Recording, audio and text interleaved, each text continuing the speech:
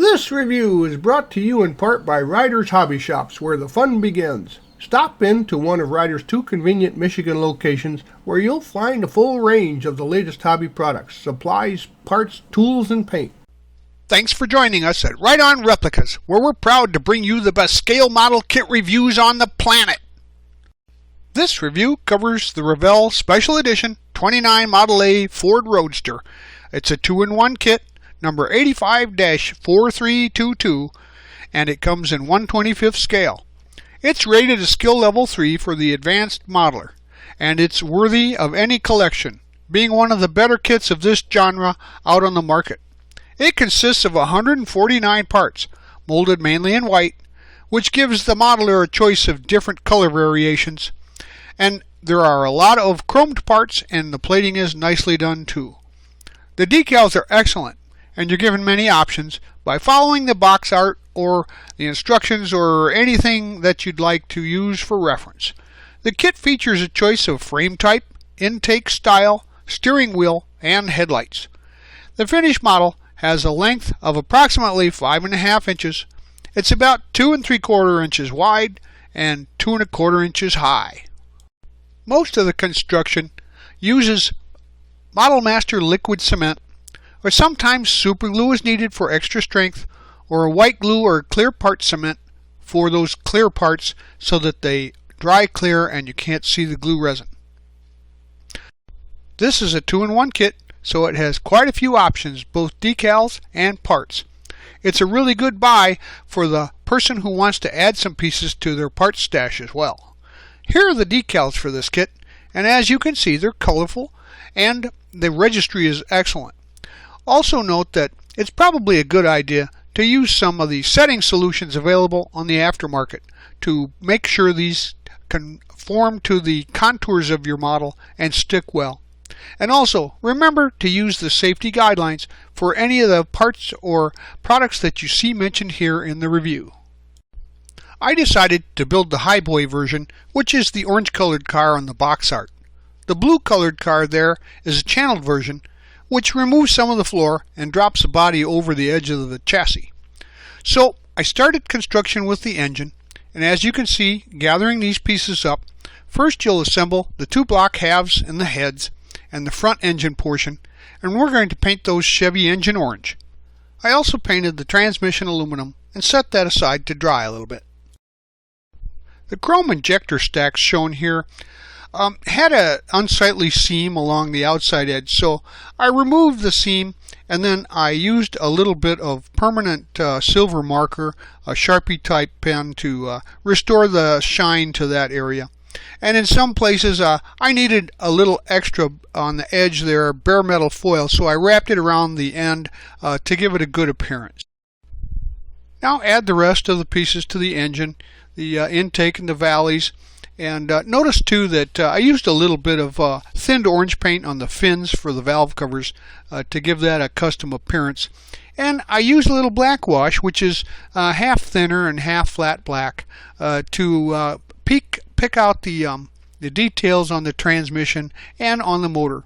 And also in this case, I used a set of aftermarket wiring to provide spark plug wires just by drilling holes out in the heads where they would go and adding a pre-wired kit instead of the stock distributor for my motor's build.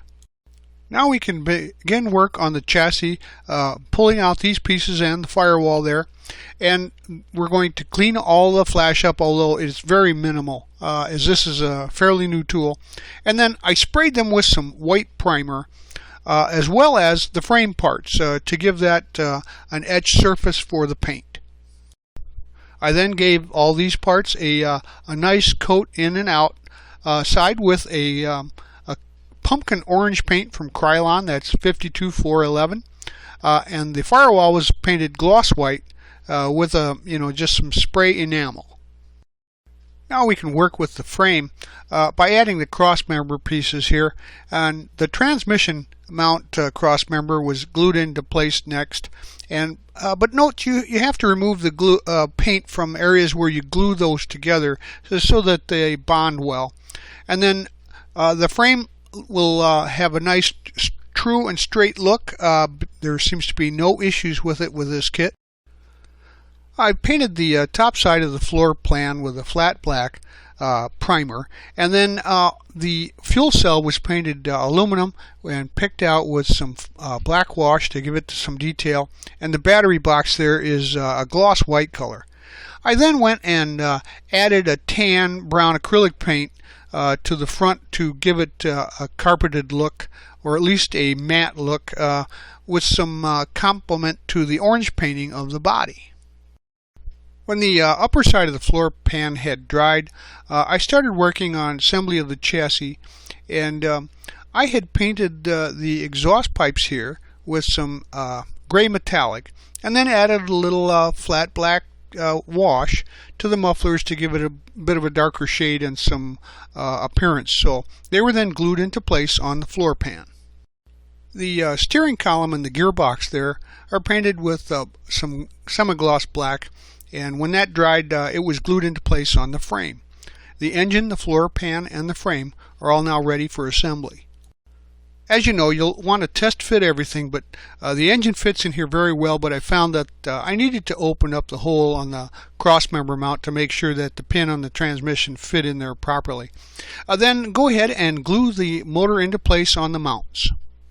At this point, I had added the fan belt assembly and had painted the belts a flat black and the pulleys silver, and the chrome alternator was glued into place on its U-shaped mount. Then the floor pan has 4 locating holes that made up to the transmission crossmember and the rear frame crossmember. So then assemble the chassis up to this point and set it aside to allow it to dry. And while this was being done, I sprayed the interior door panels, the dashboard, and the rims with some pumpkin orange to give them time to dry, and the seats were Krylon Boots Brown so that they would all be ready for assembly later. Now here's a view of the assembly from the top side. So the fuel cell, battery box, the steering column, and motor are all finished. Now everything is glued down with the addition of the exhaust headers, and then these are chrome, but you can touch up the chrome with a silver Sharpie where you need to after removing them from the parting line flash and from the sprue tree. Also shown are the exhaust pipes for the connection between the header and the mufflers, which were step 4 in the instructions, but I deviated from those to add them here after the headers had dried into place for a good straight connection. Now here's the underside of this assembly with the floor pan and the exhaust minus the connector pipes, and the motor with the headers in place. Get these parts out. They're the interior panels and the decals, and they were the seats were painted and dried, and the white decals were added to those. And then this picture here, you can see that the panels have them in place, and once they had dried thoroughly, I gave it a good coating of clear spray to make sure that they were fixed into position, and it's a satin clear, so it didn't look like a real shiny surface. Now, except for the top edge there, which is really metal, and so when the satin had dried, I covered the panel inserts and sprayed the top area with some gloss clear. So the seat was sprayed also with the satin clear coat. So get these parts out of the kit to finish the underside there, and with the chassis set aside, assemble the rear end, which consists of the axle housing that had already been painted orange, along with the body and the gear carrier, the pumpkin there, which is chrome. Now glue these two together, and we move on to the springs, and they were chrome, so I used a little black craft paint to accentuate those between the coils, and when dried I used a Q-tip to wipe the coils, leaving the black in between there for effect. The drive shaft was painted aluminum, and when everything was dry, slide the drive shaft into the transmission and the rear end pumpkin, and then glue the rear end to the frame. Give this a couple minutes to set up, and then glue the springs into place on the rear end locator pins and the ones on the crossmember. As I mentioned before, we had deviated from step 4 in the instructions so that we could get the headers and the rear muffler sections in place to properly fit them and the connector pipes together. So I just glued those into place now with glue on the exhaust headers and the mufflers, and so that they would fit properly and not be too short. Now that the exhausts are in place, I glued the two chrome exhaust tips to the end of the tailpipes, and the chrome rear radius arms were glued to the rear end and the brackets located on the transmission crossmember. Next we'll work on the wheels. So the backing plates were sprayed with some aluminum, and when they were dried I sprayed them with some crystal clear flat and washed them with some black wash, set aside to dry. And with the backing plates drying, I sprayed the rims the pumpkin orange color, followed by a clear gloss and a wash of black wash again. Once everything had dried, I put the tires onto the rims. The smaller tires go onto the front rims, which have a grease cap in the center, and I painted those silver, and the larger tires on the rear rims with no center cap. The tires and the rims were set aside for later. At this point in the build, I jumped ahead to the dash assembly. First, I got the chrome gauge cluster part and the gauge decals out, and using the microscale system, I put a little microset onto each gauge location and wet the decal sheet and waited a few minutes and put each one into place. I blotted up the excess with a paper towel and applied the microsol to fix them into place. Now we can glue the gauge cluster into the location. There's a small pinstriping decals available that were applied to each side of the gauge cluster, so then the dash was set aside until later. So we're going to paint the finned brake drums the same as the backing plates there, and then gather up all the parts, including the front end suspension pieces here. And there's a lot of chrome. Also remember to remove the chrome from the gluing points so that you get a good bond. Now all four rims will be put onto the axles using the metal push pins that go through the brake drum from the outside and pushed through the backing plate hole into the hole in the axle. It's a nice way to mount the tires and rims. With the wheels added to the front axle, we're going to use the connecting arm and the tires and rim and put those into place, as well as the front shocks and mounts and the front radius arms, which are all chrome. Now I would use some super glue on these pieces, just minding to be sure to remove the chrome at the gluing points. Now these are all cleaned up and ready for assembly. So put the front axle and leaf spring assembly into place there, and the radius rods and tie rods into position to complete the front end. Now we can flip this over onto the front tires, and I add the floor pedals, and I painted those silver arms with a black brake pedal and a chrome gas pedal, and I made that from just a scrap of chrome tree. Now grab these parts so that we can finish this radiator and also the decal there, the emblem.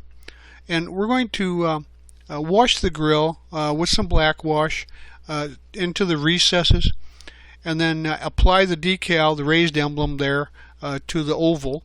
And while that was drying, the radiator was sprayed with some flat black and allowed to dry, and then I did a little detailing of the electric fan with a silver Sharpie marker.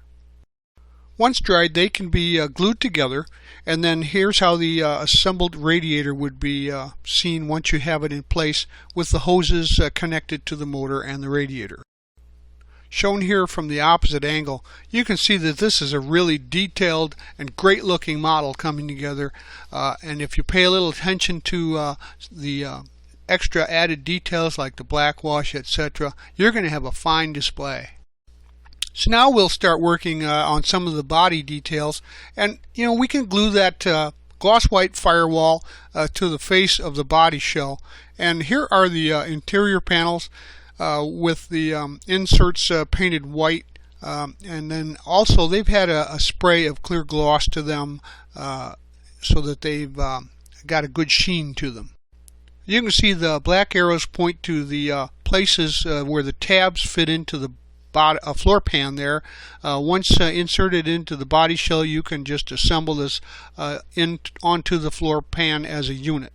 So the steering column, it goes through a hole in the firewall prior to being glued to the body. So in test fitting the steering column through the access hole, I had to enlarge the hole just a little bit to get it to slide through with a hobby knife blade.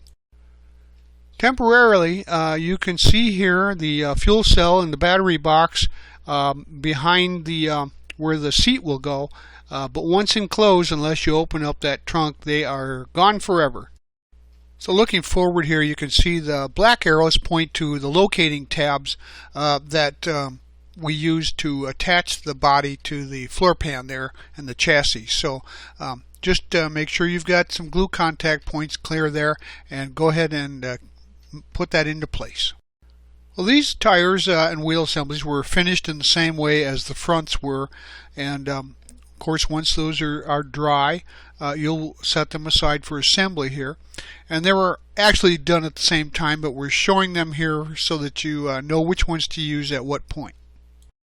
So go ahead and grab the assembled seat there, and we're going to place that into the body as well as the shifter. And then we can also at this time mount the rear tires and rims. And the final part added was the dashboard that was completed earlier. It simply slides down into slots on the side panels at the front next to the body. The fit is so tight, so just push it down firmly. It will fit there, and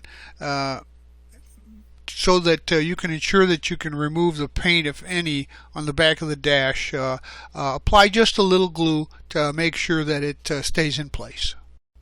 Now you can see from the top view that this is a pretty basic design, and because of that and a lack of extra parts, we're nearing completion. And here you can see definitely see the highboy configuration with the bare steel rims, which is option number 1 for the tire and rim choices. Finish off the interior by adding the steering wheel. And the steering wheel was overall chrome, and there's another billet custom steering wheel included as a choice. So I decided to paint the rim of the wheel and the shift knob white, and then I glued the license plate frame and mount to the rear, and then set the car off to the side to work on some of the last sub-assemblies. Here's a view from the side showing what she looks like with the white steering wheel as a custom option, and the shift knob that was painted with a Krylon white gloss paint to add a nice touch to the interior of the vehicle. I used a little craft red paint and thinned it out, then painted it into the logos on the hubcaps, and then wiped off any excess so that it looked like it was just painted in the insert there. Pull out the parts for the windshield here, and you've got the chrome frame, the clear glass, and the rear view mirror, and they were cleaned up, and the glass was glued to the frame using some white glue. And when dry, the small rear view mirror is glued to the top and center of the frame, and the whole thing is set aside to dry. Now glue the lenses for the headlights to the headlight buckets there with some white glue to make sure that that glue dries clear. And there are actually 3 different headlight assembly options, so these are the ones that the instruction calls for to build the highboy version. Now those small chrome door handles are very small.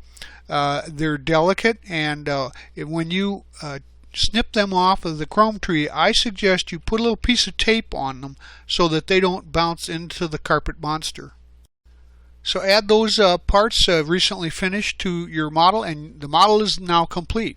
And you'll have a few parts left over, as you see here, because of the 2 different versions, and as well as some optional decal choices which you can all add to your stash for the next kit to customize. So here's the front end view and of the Highboy, and you can see the windshield and headlights in place, as well as the coil and the coil wire.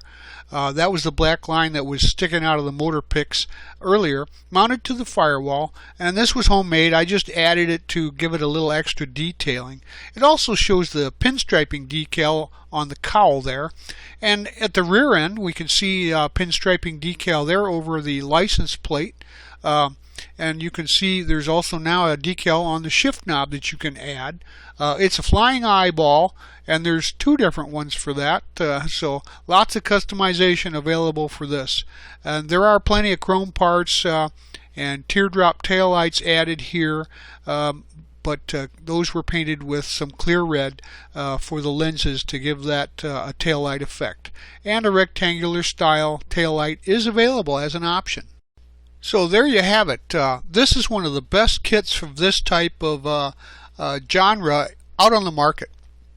And it's got plenty of options. You see here are the Mooney hubcaps that I had painted with craft paint earlier for the insets there. And it really lends itself well to even further detailing and customizing. It's a winner to me, and you could even have a 4-speed transmission as an aftermarket added, but as it comes right out of the box, this is a great looking kit, and you'll be proud to put one on your shelf. We hope you like this step-by-step premium model kit review, and so that you don't miss any more, please subscribe to our YouTube channel. You can find us on Facebook and always at rightonreplicas.com on the web. Thanks!